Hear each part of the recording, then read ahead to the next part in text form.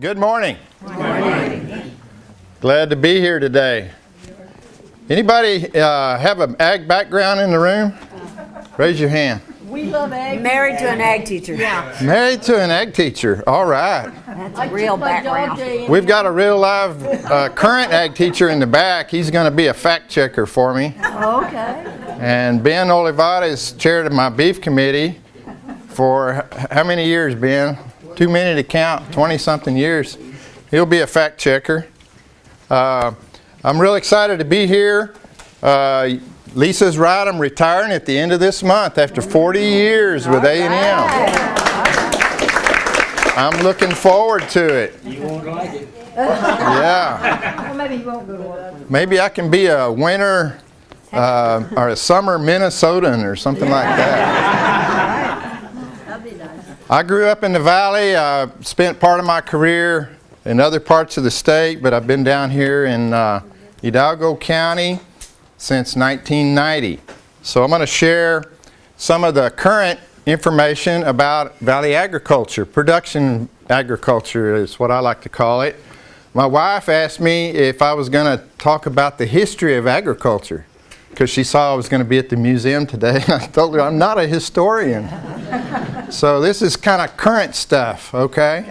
But the history of valley agriculture is really fascinating, and I know the museum here and other museums across the valley can do a real good job of talking about the historical aspects of the valley and how we really have our roots all the way back from when this was nothing but brush country. Really got cleared and started as an ag area, agriculture production area. Let's look at the value of ag production. What we call the valley are the four counties: Cameron, Hidalgo, Willacy, and Starr. There's differences among those counties. Hidalgo County is the largest county in terms of acreage. Cameron and Willacy are over there along the coast, and Starr is back up the river from us. But those four counties together, the last numbers I have as far as numbers that our ag economists crunch is from 2014, and it has grown some since then. Value of farm gate production at $683 million. We raise a lot of commodities here, and we don't do a lot of value added. Usually we just like cotton and corn and sorghum, those kind of crops. We ship them out of here, and more value is added to them in other places. Cotton is a real big part of valley agriculture. Vegetable crops around 14%, citrus around 11%, sugarcane 3%. Beef is only 8%. We're not a real big beef production area. Anybody seen this crop sprout up? Yeah. We've got a lot of really productive farmland that is being taken out. And that's an ag guy, that's really sad to see. But and this is not, marginal land. This is some of the most productive farmland anywhere in the United States, and we're building houses on it. So that's pretty common sight. I know you've seen it around. Here's an onion field that is growing a beautiful crop, but they're gonna, they're gonna look for another buyer for another use. Put home sites or maybe some kind of something else there. What's that? The river. We made national news this week, didn't we? Talking about the river. Yep, Rio Grande River. It does separate us from Mexico. There are differences between us and Mexico, but there are also similarities. This is an old map that shows the irrigation district. So everything that's in green is in an irrigation district and is irrigated by water from the Rio Grande River.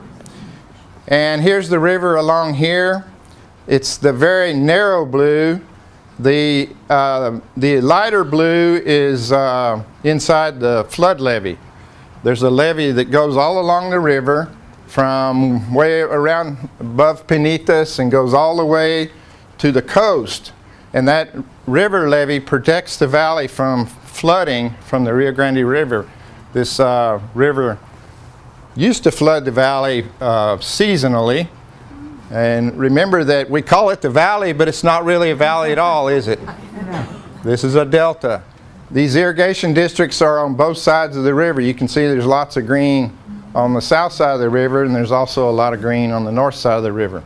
About 28 different irrigation districts across the valley provide water for irrigated agriculture. Can I just ask a question? You may. Where's Falcon Dam on this map? Falcon Dam is this little line right here. This is Falcon Lake, and then we impound water to irrigate from the Falcon Dam, and we also, 250 miles from about here upriver, is Amistad Dam and Reservoir, and it's even bigger than Falcon. And those two reservoirs supply water for this part of the world. Both agriculture water for irrigation and municipal water.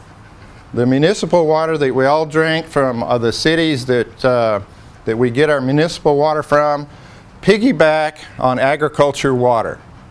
So there's a series of canals that go to all the different irrigated fields, and they also supply the various cities around the valley as well. This is that river levee in action. This is when Hurricane Beulah flooded the Rio Grande River. This is a river bank here, and the normal river bank would be within this tree line. And then this is the river levee here, and it's protecting the valley from the Rio Grande River when it floods. So it does its job. Okay, here's a little interesting thing. This red outlined area is what we call the Arroyo, Colorado Watershed. Anybody familiar with the Arroyo? The Arroyo is the main drain of the valley. It comes out into the Laguna Madre over here. It's one of the real popular fishing spots. Is where the Arroyo goes into the bay here, and it comes along, goes through the city of Harlingen, and then it comes along the valley here. The headwaters, y'all know what headwaters are? That's where a river starts. Well, the headwaters of the Arroyo, Colorado is the water treatment plant at the city of Mission. And all the cities along the valley put treated effluent into the Arroyo, Colorado. And when they do a good job, the Arroyo has high quality water. When they do a poor job, it has poor quality water.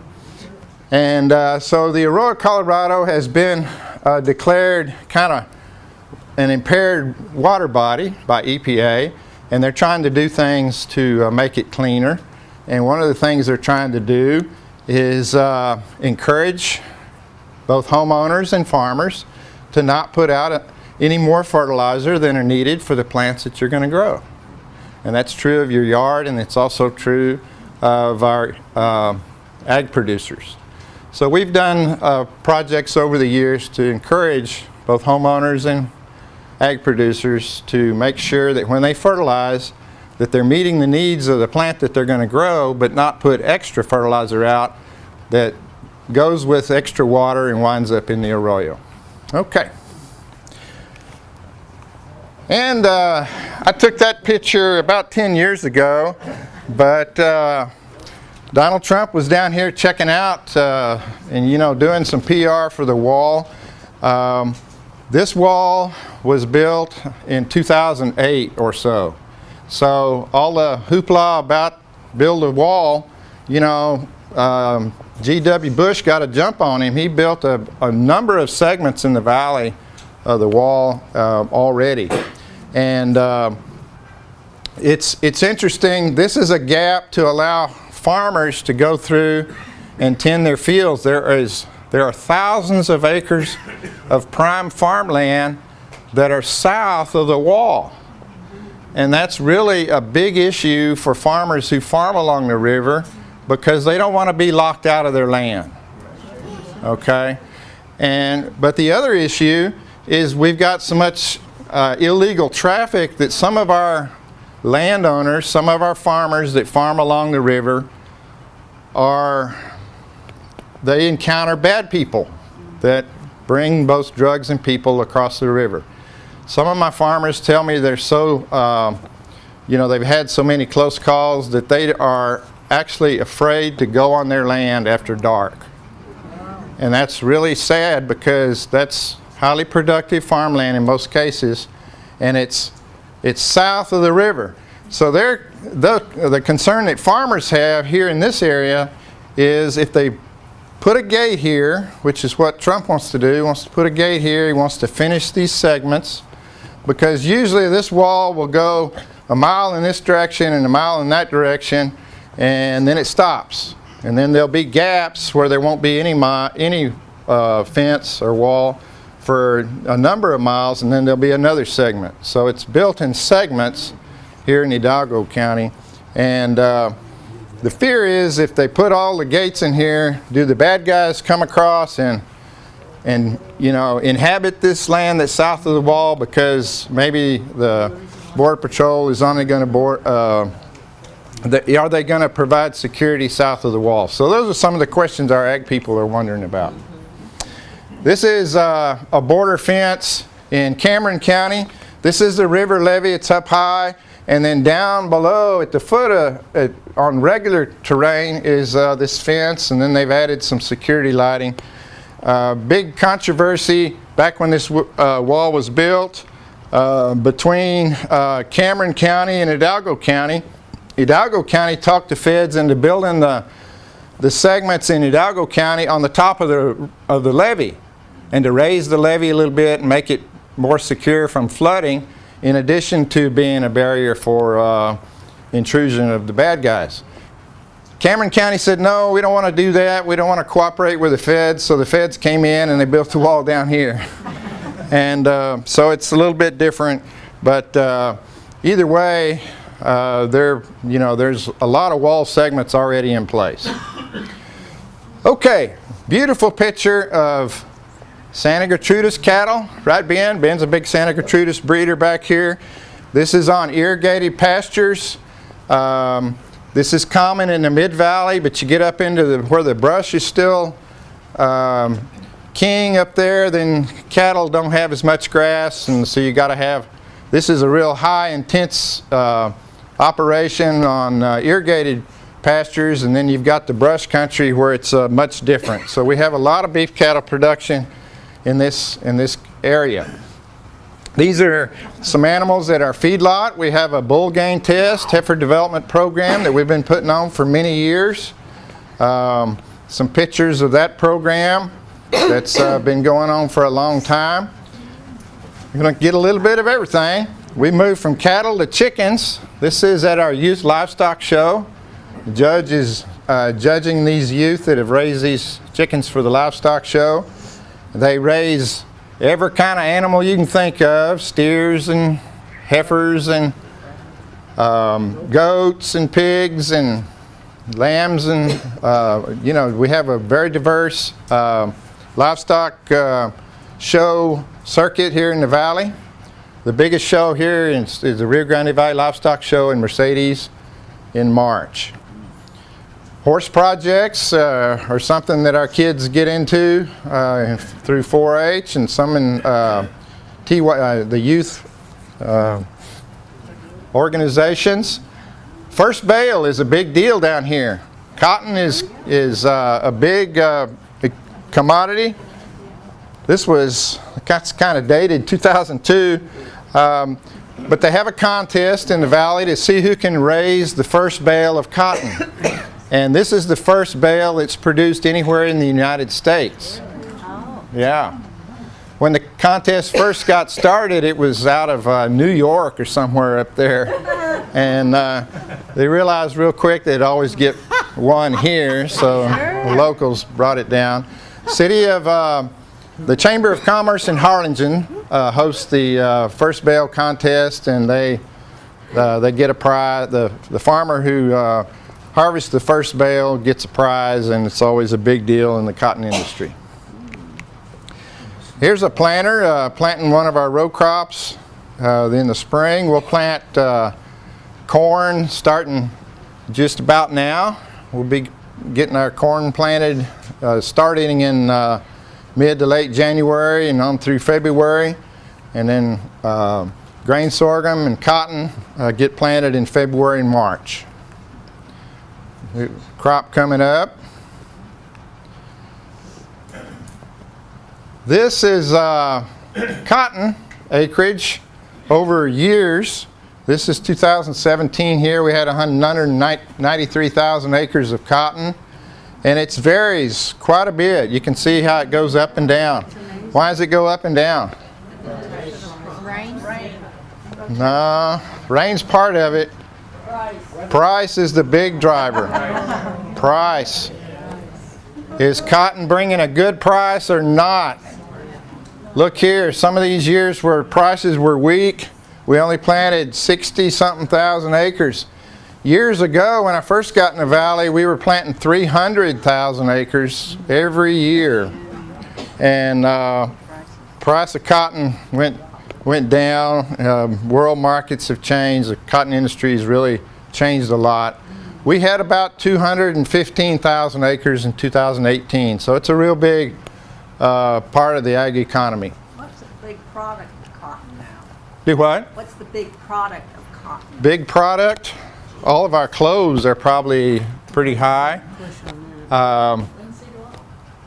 Cottonseed oil is a big thing, but the lint is worth a lot more than the oil is. Yeah, so all of our clothes, even carpeting, has cotton in it. So, but mainly clothes. See these green patches here? Guess what that is? That's cotton fields. There's a bunch of them, aren't there? Yep. And you can see that there are some cotton fields. This is the Rio Grande River. There are some cotton fields south of the river. But yeah, there's a lot of cotton. Now, what's the worst enemy of a cotton plant? The boll weevil. Y'all know about that. The boll weevil was first introduced to the United States in Brownsville in the 1800s, spread throughout the country. We're pushing it back. We have a boll weevil eradication program that has swept the boll weevil out of the south, starting in Georgia, North Carolina and Georgia, all the way along Louisiana, Mississippi, all those states that grow a lot of cotton, and on through most of Texas. The only place there are boll weevils anywhere in the United States are here in the valley. Here in the valley. And this is Weevil Captures. We captured 3 million weevils in 2006. And we captured 34,000 weevils in 2017. What are you doing with them? We are killing them. Now, weevil captures are in a trap. You put a trap out, it has an insect pheromone in it, and it's also got a kill strip in it. So the insects are attracted to the pheromone, and they crawl in the trap, and they die because the kill strip's in there too. And the trap is just a survey tool. It's not an eradication measure. It's only the way we measure how many weevils are out there. Okay. How were they eradicated? Well, they're eradicated by spraying cotton fields that have weevils in them. And we spray it with malathion, which is a very, very safe product. Has no toxicity to humans. But we spray the heck out of weevils. They'll average here in the valley, if you capture one weevil, they'll spray the whole field because they're trying to eradicate the weevil out of existence. And they'll do it eventually, but it's down to very low numbers, which is a really good thing. In fact, we don't see the weevil damage in cotton that we used to see. You can grow cotton without the weevil damage, so they're just kind of out there, and eradication program is trying to finish them off. Yes, sir. You said they originally came over in the 1800s. Did they come over on a ship from Europe or something? Don't really know exactly how they travel, but they travel from Mexico up through the U.S. Not sure exactly how they managed to travel. Yes, ma'am. I hear that by October the 1st, you have to have all the cotton off of your land, By September the 1st. September the 1st. And when you see cotton bolls left over in the field from the, Previous crop. do they have to plow that under or what? Yes, when cotton is picked, we'll see some cotton picking in a minute, some of the seed drops on the ground. And it'll stay there until it rains, and then that seed will sprout. And next thing you know, you'll have cotton plants, and next thing you know, you have boll weevils. So the reason it's illegal to have cotton after September 1st is to break the life cycle of reproduction of the weevil. Yes, ma'am. What about Mexico? Are they spraying those? They are spraying in Mexico as well. If we only treat our weevils and they don't, weevils migrate, and weevils can move with the wind. So it's critical that Mexico program be as good as our program. Here's what cotton looks like when it's young. Here's some of the boll weevil guys. They're spraying with airplanes when it's in a field location that would allow that. If there's a mobile home park next to you, you're not going to see them buzz you. They're going to stay away. They're going to use other methods. They're going to use ground rigs to spray. But these airplanes are using only malathion. It's very, very safe. The only thing that would, every now and then we get a little drift off target, which is not good. We want to keep our sprays on the field. But when you're using malathion, the only problem is it's going to kill some mosquitoes for you, and that's about it. There's no real harm. Here's what cotton looks like when it's getting ready to be harvested. Nice and white. Each one of those little cotton bolls has lint and seed in it. The lint and seed are together. What's the average production of acre? An average production. We used to be real happy with dryland production 1 bale, irrigated production 2 bales. 2 bales. Now, new varieties, the Boll Weevil program is just doing a great job. We're irrigated guys are 3.5, sometimes 4 bales. Dryland guys, if it rains, can go 2 bales. So, and a bale is 500 pounds of lint only after the seed has been removed from the plant. So here's a guy, one of my cooperators. We do tests on growers' fields to see which varieties work the best, perform the best. Here he's dumping his cotton picker into a weigh wagon that we have. We weigh the plots, and then it gets put into what we call a module builder. This is the builder right here. It has a ram on it that just packs the cotton down, and then this they open the back door, and this slides out to put a tarp on it, and it can be taken to the gin. Our ag mechanics guys at A&M invented the module builder, and it really revolutionized cotton production. This is the module builder moving off the module. These are them stacked along the edge of the field. And then here's a truck that will take it to the gin. And it has a bed of moving chains. He backs up to the module, and those chains just move it right into the truck. See the chains here? They have little fingers on them. And then this is a picture of the modules stacked in the yard at the gin, and then the ginner will take them through the gin and remove, separate the lint and the seed. Okay, question. Yeah, we saw some that, because the tarp only covers the top part, but when it rains and it gets wet from down below, does the rain just harm the Cotton has some oil in it, and it really resists rain from the sides, so you don't get any damage. What you would get, now these wraps, this is a different kind of picker that makes a little round bale instead of doing it. It's a different picker machine that makes these. So these are more protected from the rain that you're talking about. But right here, this is pretty resistant to water because of the natural oils that are in the cotton plant.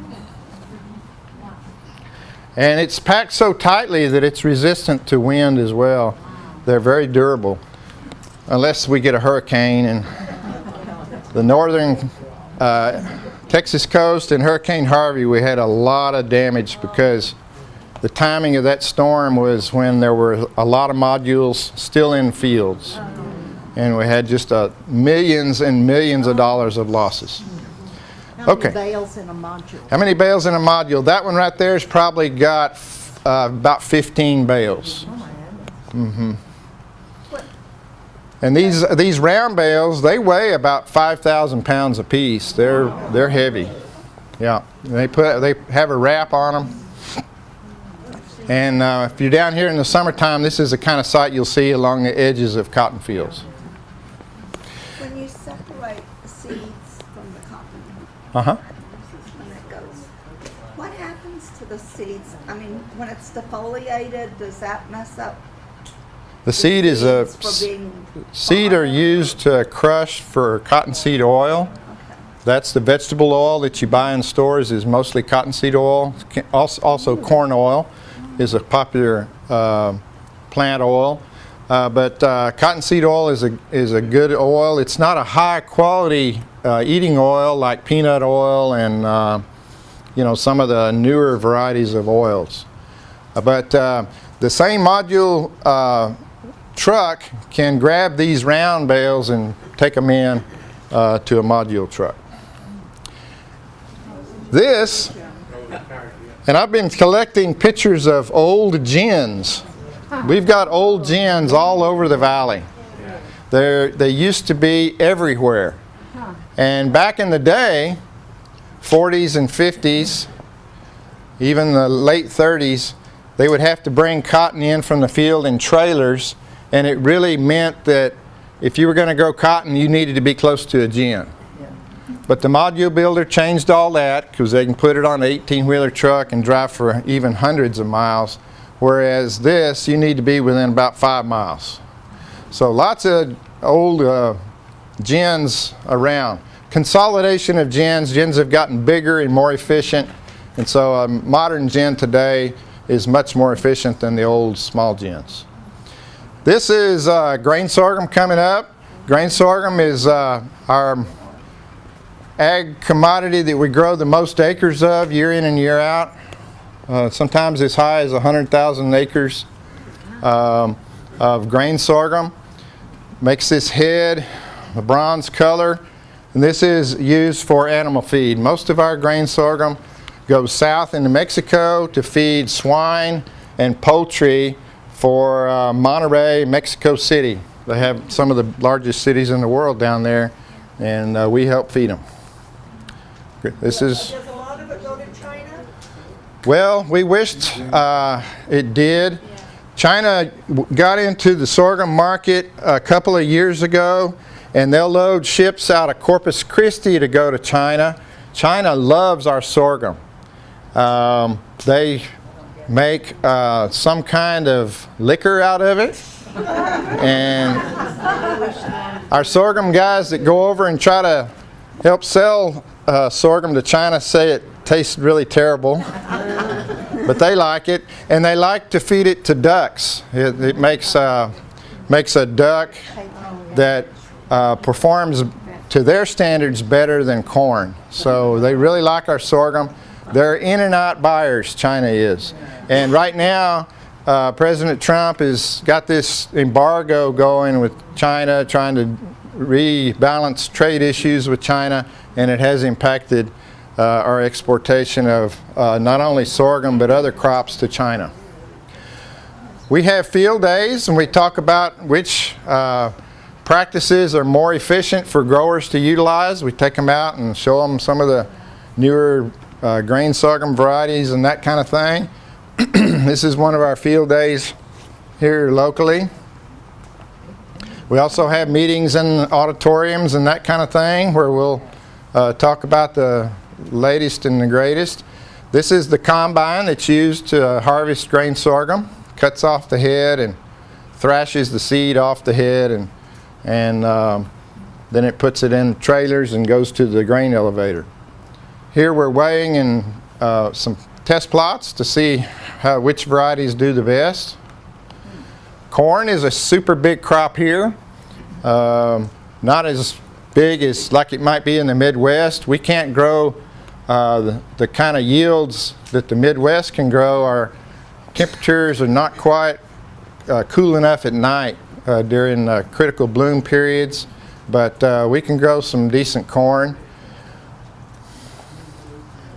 That's the kind of header that's used on to harvest corn.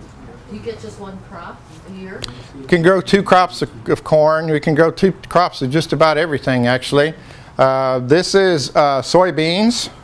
Some of y'all back from soybean country. We don't grow but a handful of soybeans here. Soybeans is the 2nd largest crop in the U.S., 80-something million acres. We grow about 2,000. But we do have some varieties. This, I took a video of the very first harvest of soybeans in that particular year, and made a big splash up soybean country because their plants are still about that big. Citrus. Y'all love our citrus? Yes. We have the best quality citrus of anywhere. And I love my grapefruit, especially after the holidays. This is a perfect time to buy citrus. It's at its sweetest now. This is at the Citrus and Vegetable Show. So the kids enter the show. They have a contest to see who can bring in the sample with the largest bunch. That's how grapefruit got its name, is because they would grow on the tree and reminded people of grapes. Right. You don't see this as commonly as the older varieties of trees. Usually you see singles or maybe doubles, but every now and then you'll find a branch that's got a whole bunch of them, like grapes do. And they get a prize for the most. Yes, ma'am. I was surprised to see that citrus is only 11% of your production. Has it always been that small a percentage? No, it hasn't always been that small. We have only 30,000 acres of citrus. And there used to be, 20 years ago, it was more like 75,000. That's what I thought. And the most it's ever been is probably around 100,000. So citrus is only 30,000 acres right now. So that's why the percentage is fairly low. Well, Money? it's an expensive crop to grow, but probably holding it back more than anything right now is this new disease, the citrus greening disease. But it got the 30,000 acres because of freezes. Okay, the weather. The weather. We had a citrus killing freeze, and the largest one that is kind of during my time was 83, and we went from 70,000 acres to 30,000 acres overnight. We froze out half our acres, and then by 89 we had it back up to about 40,000, and then 89 freeze halved it again, so we went down to 20,000. So Does it have to be picked by hand? do what? Have to be picked by hand? Yes, sir. It has to be picked by hand. It's an expensive crop to grow, and some years citrus prices are weak, and our growers have a tough time making any money. You need citrus growers in the room? Backyard. Last year, my growers were embarrassed by how much money they made. They made very, very good money last year. This year, not so much. The fruit is small on the trees. We haven't sized up our fruit. They're all small across the valley, and it's impacting prices big time. You get one crop a year? You get one crop a year, yes ma'am. This is a shed that's putting citrus in boxes. They size it and they check for quality. And any that get kicked out because they have a blemish or something like that go to the juice plant. We don't raise not one single tree for juice. We grow for the fresh market. But if it's got a blemish and the housewife's not going to pick it up, then we make juice out of it. Got some big sheds around. They bring them in from the field in these containers. Big Tex juice. This is at the vegetable show. We've got a wide variety of vegetables that are grown in the valley. And at the vegetable show, the kids put a basket together of various vegetables that they've harvested from growers' fields, and they get a prize for the winning basket. There are also individual entries of the various crops, but I chose to put a picture in here of the baskets because they show the variety. We grow a lot of different vegetables. These are onions. Onions are a real expensive crop to grow. Very expensive. And these guys are out weeding the onions. Big crews out with hose going through and removing the weeds. This is a bin at one of the sheds harvesting the small onions for the small onions, but most of our onions are grown for the large bulb onions. This what we call spring sweet or sweet onions. Used to be we would put them in burlap bags, and that's how we measured yield. That bag weighs about 50 pounds, and that requires a person to lift that onion out of the ground, cut off the root, cut off the top, and put it in a bag. And some years, onions are so valuable that we've got to post guards at the field. Because they used to put these onions in the bags and let them dry out for 2 or 3 days until they're taken to the shed, let them get some of the moisture out of the crop. Now they do it differently for the most part, but a good yield on onions is about 550-pound bags per acre.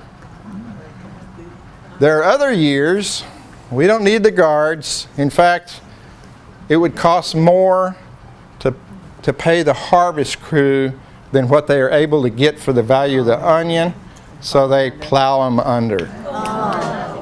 And I'm talking big, beautiful onions. It just make you cry, especially if you're out there when they're got the disc going through the field.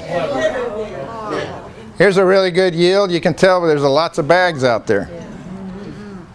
But they'll put them in, they'll draw a trailer through there, throw them up on the trailer. Hands will dump them into the trailer and take them to the gym.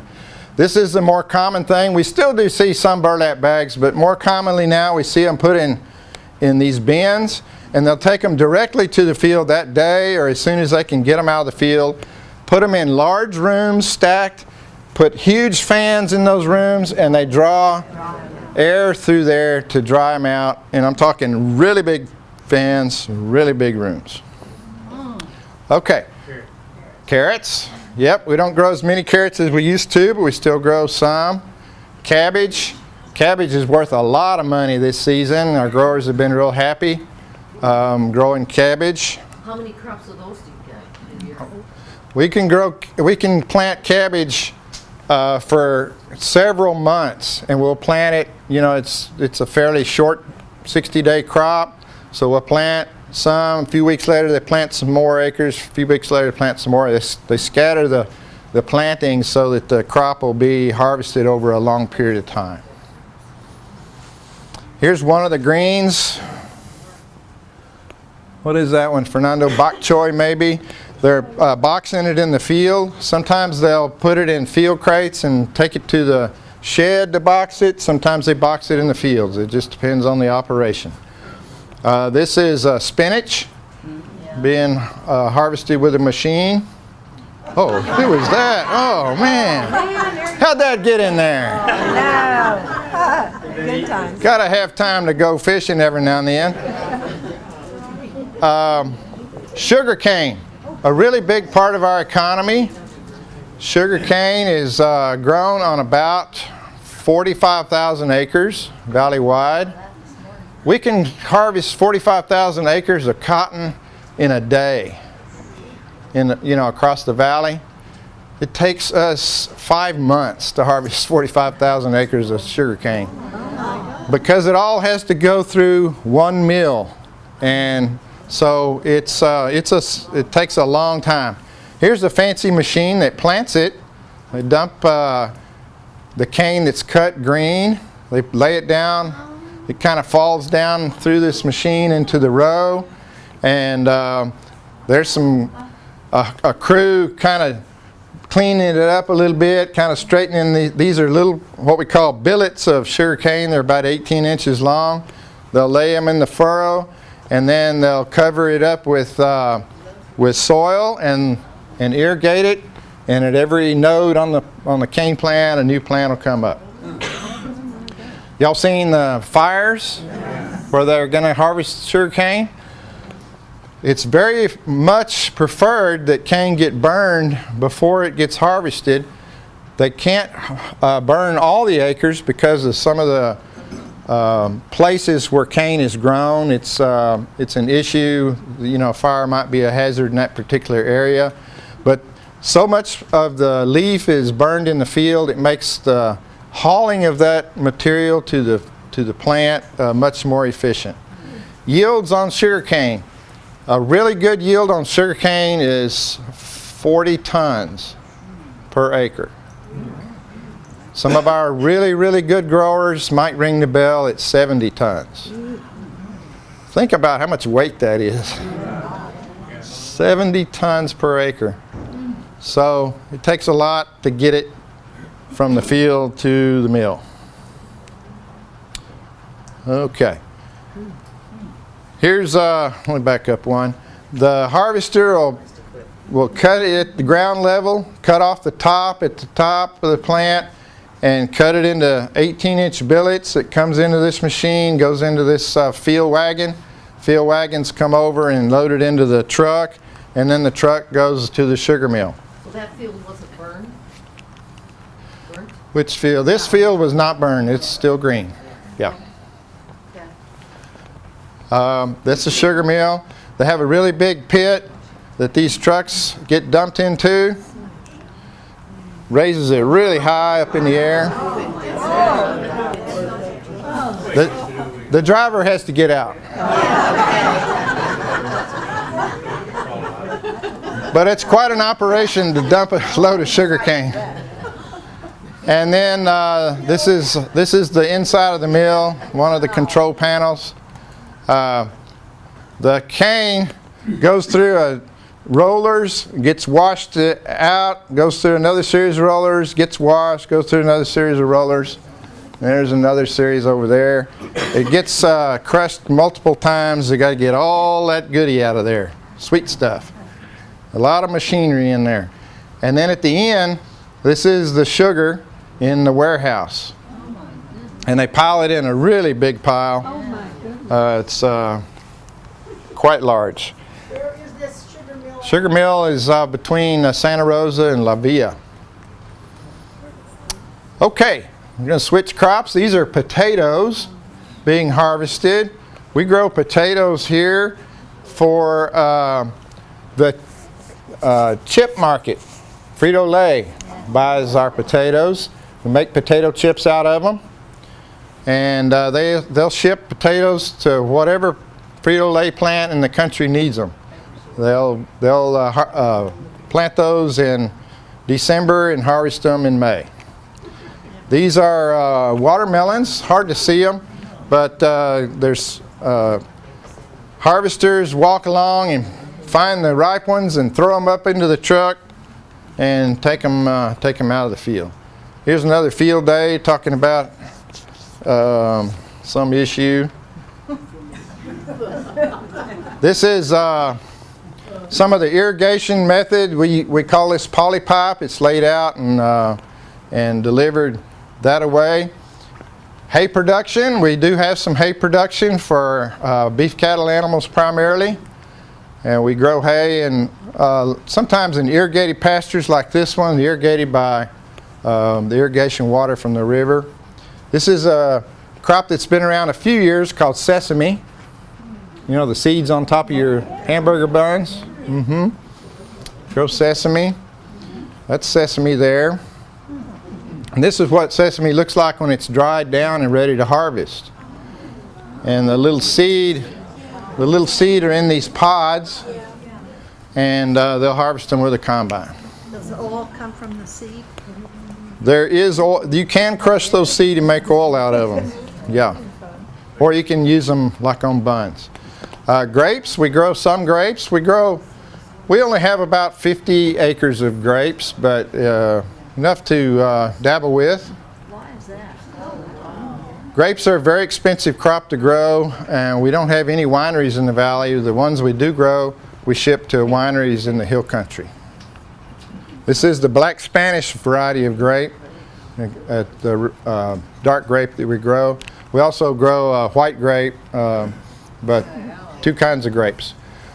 Aloe Vera, we don't grow too many acres of aloe vera, just probably less than 50. But it's an interesting crop. Anybody been to the museum at the Hidalgo Pump House? I highly recommend. It's really good for a look at what irrigated ag used to be like. This is a picture of a pump, a water pump. It's quite a pump. Can't really get a sense of how big it is. There's a person up here, but let's just say they're really big pumps.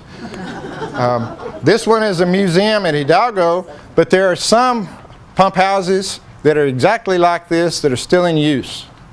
And so some of them have gone modern. Like this is a pump house in Mission. It's actually in the city of Mission, not far from here. If you look back over towards the Catholic Church, you might see the stack. This is the old pump house, and then this is the new pump house. So they went from what used to be wood-fired furnace to run the steam engines to diesel, and then this one has got electric pumps, and they also have a natural gas backup. Yes, ma'am. In the previous picture, there were a whole row of bicycles. What are bicycles for? Whole row By the of pump. bicycles. By the pump, right up there. Oh, that's something the museum has. I'm not sure what that's about. Yeah. That's the Hidalgo Pump House Museum. Go over there and see if you can get a bike ride with them. Yeah, try that. This is one of the.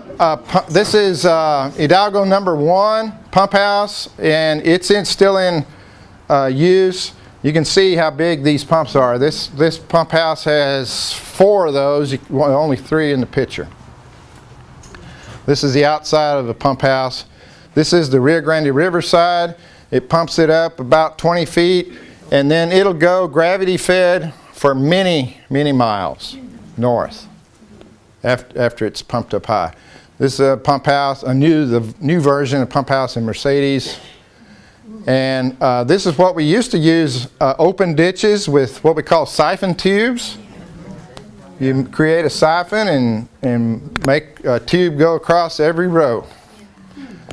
That's the old style. We don't see that anymore.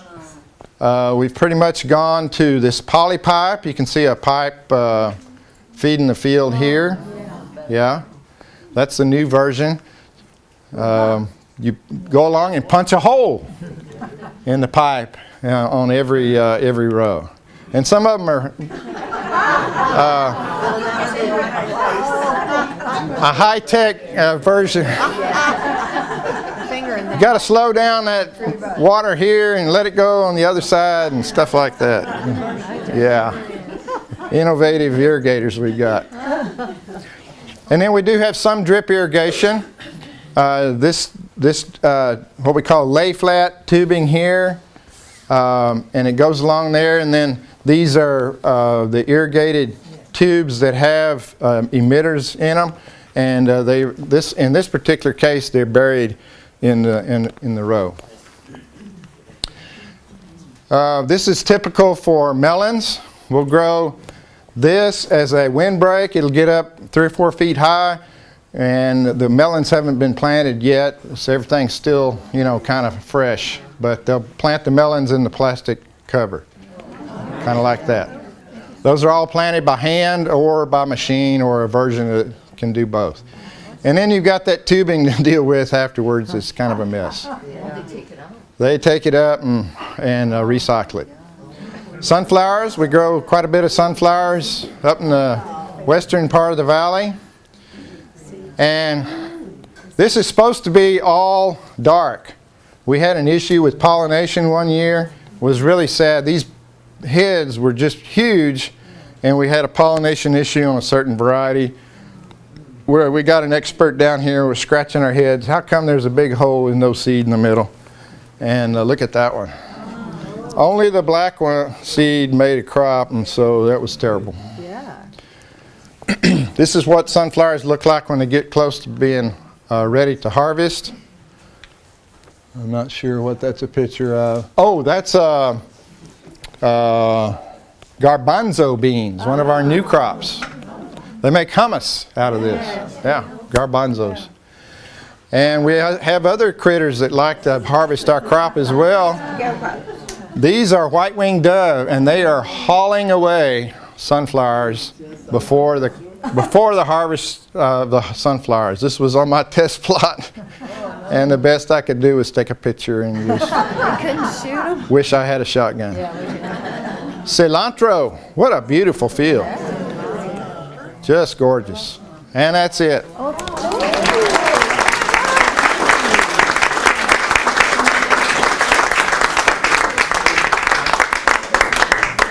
I'll be glad to answer questions. I know the bus has got to pull out pretty quick, but I'll hang around. Also brought an interesting document. I thought it was timely. This is an environmental impact statement. Look how thick it is. From 2007 on the border wall. The border wall that was built in 2008, they had to do environmental assessment. This is the document. It's got all the maps of the various sections and everything. It's real interesting, so I thought I'd bring that along. Since the president was here talking wall this week. You have a card? Thank you very much. Enjoyed it.